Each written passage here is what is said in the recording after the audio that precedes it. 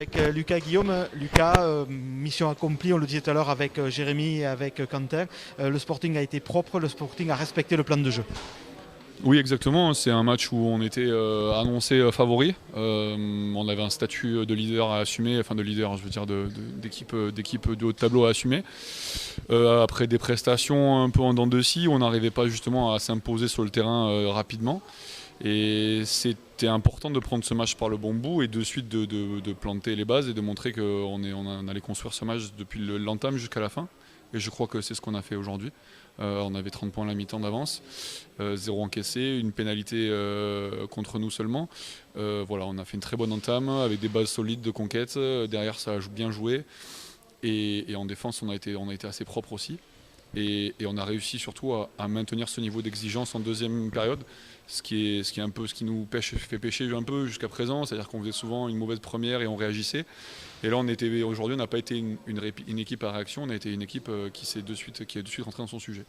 Le salut donc passe par le jeu et par la maîtrise, c'est-à-dire le fait d'avancer qui va vous aussi vous permettre de déployer votre jeu.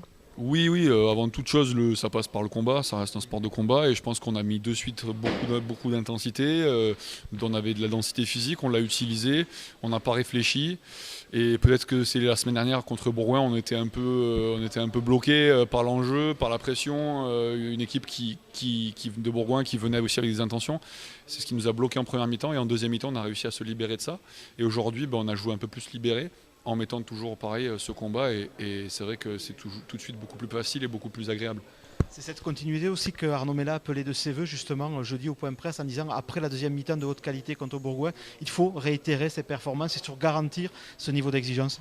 Exactement, c'est la marque des grandes équipes qui arrivent à reproduire la même prestation week-end après week-end. On essaie de s'inspirer des équipes du dessus, de Pro D2, de Top 14. Et les grandes équipes de ces divisions-là, elles arrivent justement, que ce soit à l'extérieur, à la maison, avec du changement dans l'effectif, à maintenir ce niveau d'exigence, chose que nous, jusqu'à présent, on avait du mal à faire. Et c'est vrai qu'on a poursuivi sur notre deuxième mi-temps de Bourgoin dans la continuité. Et ça, c'est le gros point positif. Semaine prochaine, c'est Narbonne qui arrive. Par contre, j'ai cru comprendre que Lucas, vous allez dire petit au revoir à vos coéquipiers parce que la sélection espagnole vous attend et pour des enjeux qui sont aussi importants puisque l'objectif de Santi Santos sur ces matchs-là, c'est accrocher une qualification pour le Mondial 2023. Exactement, c'est toujours délicat. Voilà, les joueurs entre guillemets internationaux, on est toujours pris entre deux feux, entre l'ambition du club et l'ambition de la sélection. C'est toujours difficile de faire des choix, surtout quand les deux objectifs sont importants, comme la qualification Coupe du Monde et la montée en Pro D2. Maintenant, voilà, l'équipe d'Espagne, ce sont très peu de matchs dans la saison, surtout cette année avec le Covid. Je crois que ça correspond à peine à deux doublons et un match sur un week-end de repos. Donc voilà, j'ai toujours donné ma loyauté à l'équipe d'Espagne. Je suis reconnaissant que Arnaud me laisse partir, connaissant le contexte, qu'on reçoit Narbonne, ça va être un match très important. Mais ça n'empêche que je serai devant mon ordinateur à regarder les copains depuis Madrid et en espérant qu'on enchaîne une fois de plus et qu'on finisse ce bloc en beauté pour se replacer au classement. Voilà. On parle un peu justement de cet enjeu qui vous attend parce que le premier morceau, c'est un gros morceau à digérer. C'est l'équipe qui domine le tournoi B, c'est la Géorgie. Donc forcément, ça va vous mettre dans le bain tout de suite. Exactement, on reçoit les Géorgiens qui sortent de 6 championnats gagnés avec 0 défaite, il me semble. Ils viennent, je ne sais pas s'ils viennent au complet, mais les premières lignes, Nariashvili, Gogishvili, enfin ils viennent tous quoi. Donc voilà, on les connaît tous, on les voit tous jouer le week-end en top 14. Ça va être très très dur, très costaud, des touches, des molles, des mêlées. On sait que ça va, on se prépare à ça, un gros combat. Maintenant, on joue à la maison, à Madrid. On a aussi une équipe compétitive avec beaucoup de bons joueurs. Pas mal de joueurs qui jouent en France et pas mal de joueurs comme moi qui sont français et qui ont des origines espagnoles. Mais effectivement, ça fait un moment qu'on joue ensemble. On n'est pas si loin que ça que de la Géorgie. À chaque fois, on échoue à 10, 12 points. Donc sur un match, tout est possible. Et c'est surtout sur les matchs qui comptent qu'il faut être bon. Donc on va tout donner. On est les outsiders. Ça nous va bien. Et on n'a rien à perdre. Donc on va se lâcher et on va espérer faire un grand match.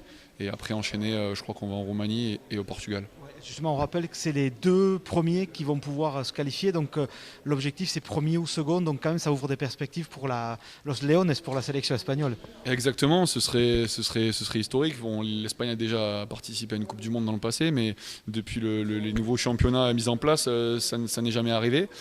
Et effectivement, ça fait 2 ans d'affilée qu'on termine à la 2e place, donc place potentiellement qualificative. Maintenant, il faut le reproduire quand ça compte, donc c'est cette saison.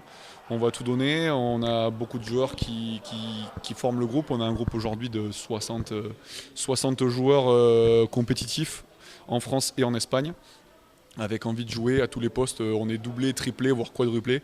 Il y a une vraie émulation. Moi, ça fait 3 ans que je suis dans la sélection et j'ai vu passer beaucoup de monde et beaucoup de qualité de joueurs, avec toujours un projet de jeu vraiment alléchant. Donc on prend du plaisir aussi, c'est important. Et voilà, il y a toujours cette carotte à aller chercher la Coupe du Monde, mais on va prendre les matchs un par un. La qualification est longue. Si je ne me trompe pas, c'est 10 matchs.